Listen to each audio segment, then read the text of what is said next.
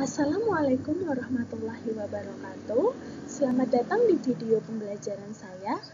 Perkenalkan, nama saya Nindi Sumawati Hasanah, NIM 42014180883 dari kelas 5A Pendidikan Fisika Universitas Negeri Semarang.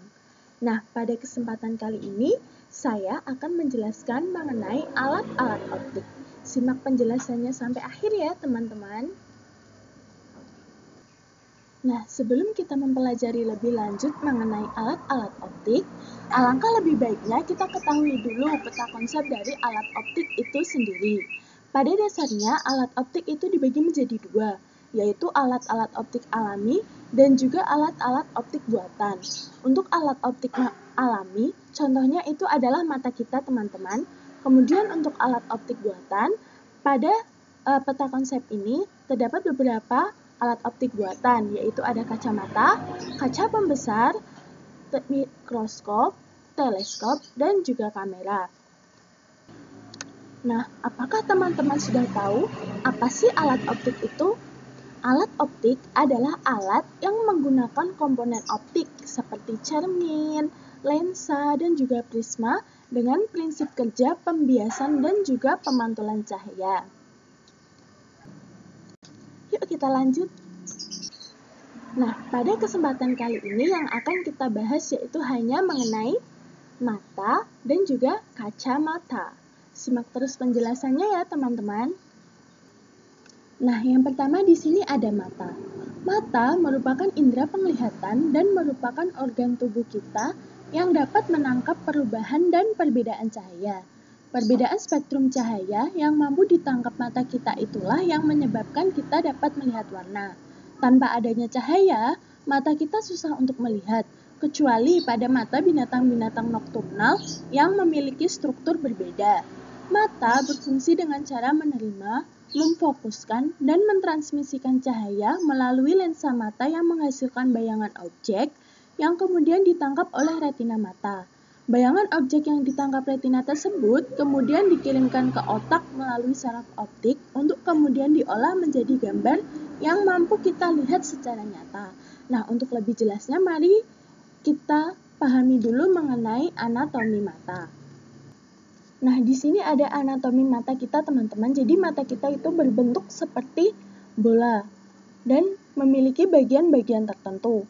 Beberapa bagian yang sangat krusial itu seperti lensa mata. Nah, lensa mata di sini berfungsi untuk memfokuskan agar cahaya atau bayangan yang masuk itu jatuh tepat di retina mata. Ketebalannya dapat berubah-ubah sesuai dengan letak benda yang menjadi objek penglihatan. Kemampuan lensa mata menyesuaikan jarak fokusnya disebut dengan daya akomodasi mata. Kemudian ada juga yang namanya pupil. Nah, pupil ini letaknya di depan lensa mata. Dia berfungsi untuk mengatur banyak sedikitnya cahaya yang masuk ke bola mata.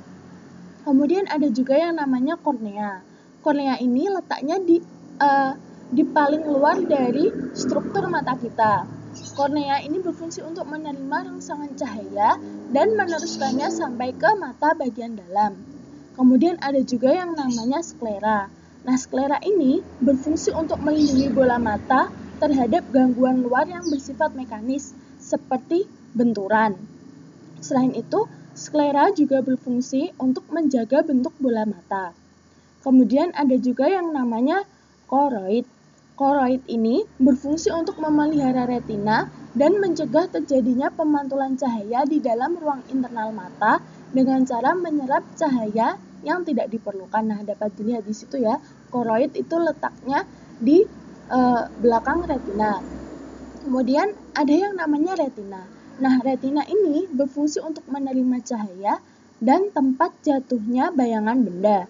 Kemudian pada retina juga terdapat yang namanya bintik kuning ataupun bintik buta. Ini merupakan bagian yang paling peka pada retina. Apabila bintik ini tidak berfungsi, maka disebut keadaan buta. Jadi seseorang apabila bintik buta atau bintik kuningnya itu tidak berfungsi, dia akan mengalami kebutaan atau tidak bisa melihat. Kemudian ada juga yang namanya saraf optik. Nah, saraf optik ini berfungsi untuk meneruskan informasi bayangan benda yang diterima oleh retina menuju ke otak. Jadi dia itu sebagai penghubung. Kemudian ada juga yang namanya otot siliari. Nah, otot siliari atau otot mata berfungsi untuk mengatur kelengkungan lensa mata. Pengaturan kelengkungan tersebut diperlukan agar bayangan benda jatuh tepat di retina mata.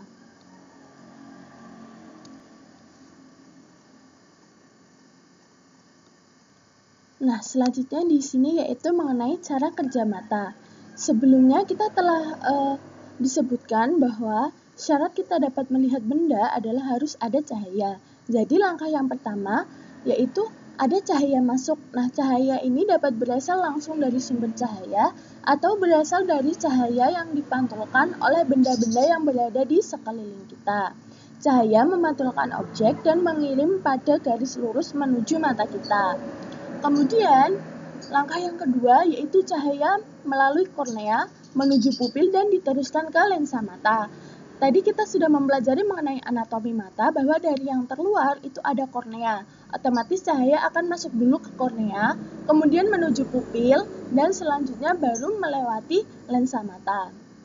Nah, langkah selanjutnya, di kornea dan lensa, cahaya itu dibelokkan atau dibiaskan agar dapat difokuskan ke retina. Bayangan benda jatuh tepat di bintik kuning, bersifat nyata, terbalik, dan diperkecil. Kemudian, fotoreseptor yang ada pada retina mengkonversi cahaya menjadi gelombang elektrik. Nah, selanjutnya, gelombang elektrik melalui saraf optik menuju otak. Kemudian, otak memproses sinyal-sinyal itu menjadi sebuah bayangan atau image. Bayangan itu merupakan rangsangan atau informasi yang dibawa oleh saraf penglihatan menuju pusat saraf penglihatan di otak. Di otak, rangsangan itu ditafsirkan dan barulah kemudian kita dapat melihat benda. Jadi seperti itu teman-teman, cara kerja dari mata kita. Nah, seringkali kita itu tidak sadar bahwa untuk dapat melihat suatu objek, prosesnya itu cukup lama. Karena kecanggihan dari otak kita, jadinya kita dapat melihat objek dengan sangat cepat. Nah, selanjutnya ada yang dinamakan titik dekat dan titik jauh mata. Apa sih titik dekat dan titik jauh? Titik dekat atau punktum proksimum, biasa disingkat dengan PP, merupakan titik terdekat benda yang masih dapat dilihat oleh mata kita dengan jelas saat mata berakomodasi maksimum. Untuk mata normal, titik dekatnya kira-kira 25 cm dari mata. Kemudian titik jauh atau punktum rematum atau biasa disingkat PR itu merupakan titik terjauh benda yang masih dapat dilihat dengan jelas oleh mata kita. Untuk jarak titik jauh mata itu tidak terhingga. Nah, selanjutnya di sini ada cacat mata. Yang pertama itu ada hipermetropi atau rabun dekat. Pada penderita hipermetropi, bayangan benda jatuh di belakang retina, sehingga penderita hipermetropi tidak dapat melihat benda-benda dengan jarak dekat. Nah, pada gambar tersebut terlihat bukan bahwa seorang penderita hipermetropi tidak dapat melihat buku bacaan dengan jarak dekat sehingga dia menjauhkan bukunya. Nah, pada kasus ini, bayangan benda yang seharusnya jatuh tepat di retina jatuh di belakang retina, sehingga agar ia dapat kembali melihat dengan normal, maka membutuhkan sebuah lensa pembetul, yaitu berupa lensa cembung atau lensa positif. Nah, untuk mengukur kekuatan lensanya dapat menggunakan persamaan 1, yaitu pH sama dengan 100 per S sama dengan 100 per pp, atau pH sama dengan 4 min 100 per pp. Ini untuk suatu kasus yang tidak diketahui jarak bendanya. Nah, cacat mata yang kedua itu ada yang namanya miopi atau rabun jauh. Ini berkebalikan dengan hipermetropi tadi. Kalau untuk penderita rabun jauh, dia tidak bisa melihat benda dengan jarak yang jauh. Jadi, untuk melihat benda dengan jelas, dia harus mendekatkan benda tersebut ke mata. Pada kasus ini, bayangan benda jatuh di depan retina. Padahal untuk mata normal, seharusnya bayangan itu jatuh tepat di retina. Agar si penderita miopi dapat melihat benda dengan jelas kembali, maka memerlukan sebuah lensa pembetul. Nah, lensanya ini berbentuk cekung atau lensa negatif. Untuk kekuatan lensanya dapat dihitung menggunakan persamaan PM sama dengan min 100 per PR. Cacat mata selanjutnya yaitu cacat mata tua atau presbiopi. Ini disebabkan karena lensa mata sudah berkurang keelastisitasnya. Kemudian, untuk cacat mata presbiopi ini mempunyai PR lebih kecil daripada PR mata normal dan PP lebih besar daripada mata normal. Untuk membantu cacat mata tua, digunakan kacamata dengan lensa rangkap atau cekung cembung. Nah, selain yang sudah disebutkan, terdapat cacat mata yang lain yaitu astigmatisme. Gangguan tersebut disebabkan karena kornea mata yang tidak bulat sempurna sehingga tidak dapat melihat dengan baik untuk garis-garis vertikal dan garis-garis horizontal. Dapat diatasi dengan menggunakan kacamata silindris. Selanjutnya, yaitu bahasan mengenai kacamata. Kacamata merupakan alat optik yang digunakan untuk membantu melihat pada orang yang memiliki cacat mata, baik itu rabun jauh, rabun dekat, ataupun mata silindris. Nah, kacamata sendiri itu terdiri dari lensa, itu bisa lensa cembung ataupun lensa cekung bergantung dari jenis cacat mata yang diterima dan juga frame atau kerangka yang menyangga lensa.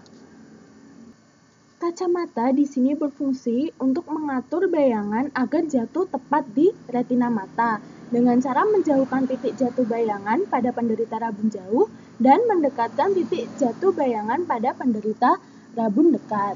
Jauh dekatnya bayangan terhadap lensa atau kacamata yang digunakan tergantung pada letak objek, jarak fokus lensa, dan kekuatan atau daya lensa.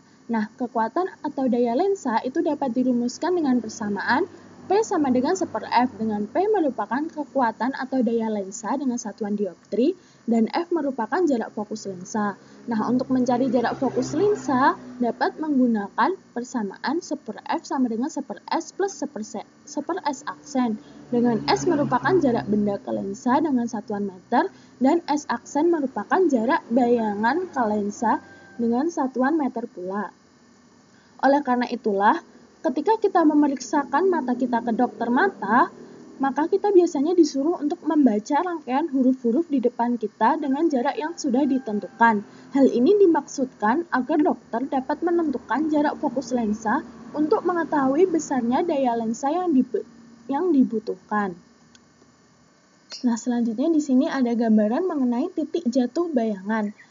Misalnya yang pertama itu pada penderita hipermetropi, awalnya bayangannya jatuh di belakang retina, kemudian karena menggunakan lensa cembung atau kacamata dengan berlensa cembung, maka bayangannya akan jatuh tepat di retina. Begitu pula dengan penderita miopi atau rabun jauh, yang awalnya bayangannya jatuh di depan retina karena dia menggunakan kacamata yang berlensa cekung, maka bayangannya akan jatuh tepat di retina sehingga benda akan kembali terlihat jelas.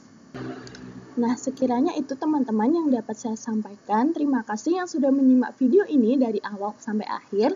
Semoga video ini bermanfaat. Dan apabila teman-teman memiliki kritik, saran maupun masukan ataupun meluruskan, boleh banget menghubungi saya melalui kontak yang tertera di layar teman-teman. Sampai jumpa di video berikutnya. Terima kasih.